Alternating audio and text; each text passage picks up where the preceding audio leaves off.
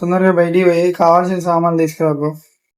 ఏమో ఇప్పుడు ఎవరు తెస్తాడో, మీరు స్నానం చేయాలి, ఆ సామాన్లన్నీ తేవాలి, నా వల్ల కాదు, నువ్వే తెచ్చుకోపో అమ్మ.